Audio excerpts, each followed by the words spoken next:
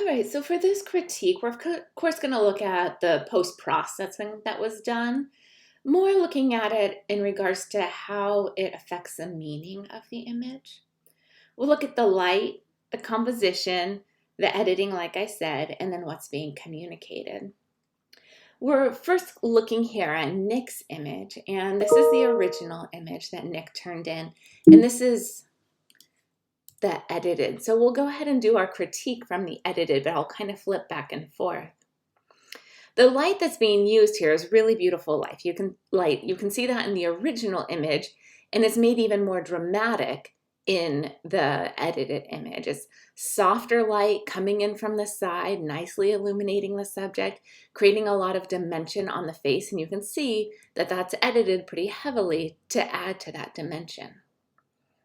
The composition, you have your subject really comfortably sitting on, looks like some driftwood with kind of that like riffraff, I think they call it, rocks in the background to protect the shoreline.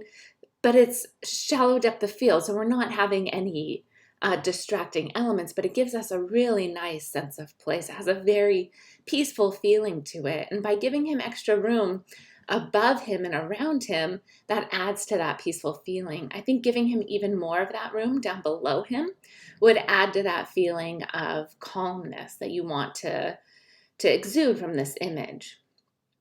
The editing in this image is really significant. So we can see that you've cleaned up the skin. We can see that you've thinned his face as well. And you've warmed up his skin and kind of enhanced the contrast on his skin. And as we look back and forth, there is quite a bit of editing done to the face in order to kind of narrow it. We also see that on the forearms and the biceps. You can see how it kind of gets larger and smaller as we move through it.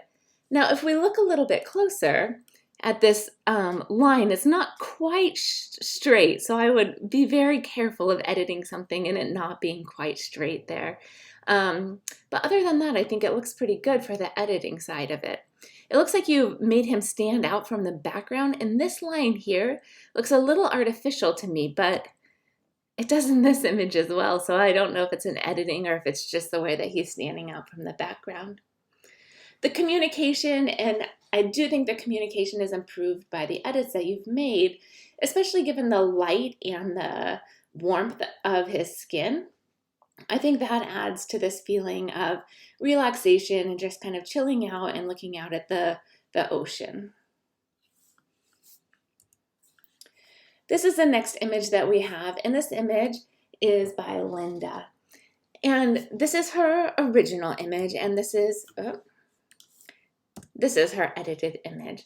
So we can see that she's done a few things to adjust that. She's, she listed out what she did. So she retouched the wall around the wall and the face areas by cleaning and removing distractions. So as we look at the wall, we can see that there's like little spots here that are part of the mural, and you've cleaned that up to eliminate that. Along with these lines here, right? We don't see those in the final. So that is a cleanup, which is interesting to me because it's also editing someone else's artwork, someone's artwork on the wall. And maybe if we were getting closer, we'd see more of a edit on the face, but it looks like you've maybe erased some wrinkles from her forehead or some texture from her forehead and smoothed out maybe the cheek a little bit. You said you adjusted contrast and color by isolating the subject and background. And then you cropped the photo. So the light that you're using in the original image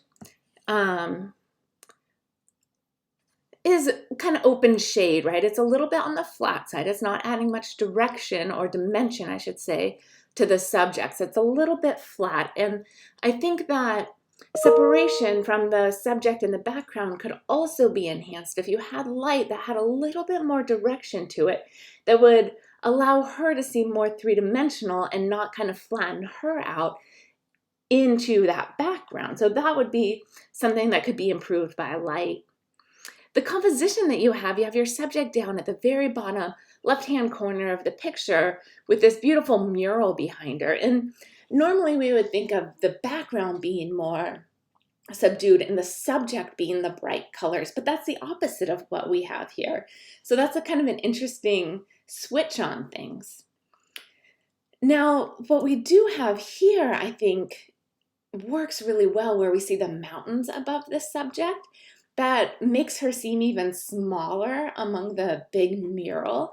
And I find that very interesting. I'm very attracted to that size and scale that can happen when you put a subject in a landscape. So then I find this interesting where you have a mural of a landscape and you can still have your subject feeling small beneath the huge mountains. So I find the entire mountains included opposed to cropping in more powerful. But what you're communicating, it looks like you're communicating that you have someone that's possibly a dancer or a yoga instructor, someone that is in touch with their body, and you're showing them out on the street in this kind of false portrait of a landscape. So it shows her probably attraction to the outdoors, but in an interesting approach is that attraction to the outdoors is a mural. So I kind of like that back and forth that's going on there. And then we have this image. This is by Siyue. And your light that you're using for this image is an on-camera flash. So you can see how that flattens out your subject, that the light on your subject's face is very even. It's not creating much dimension on your subject's face. So this is why people have flashes, but they'll use them off to the side. You'll use it as you would a studio light at a 45-degree angle from your subject in order to create that dimension, opposed to when the light's right in front of your subject, it can really flatten them out. So that's why we don't want to use the on-camera flash.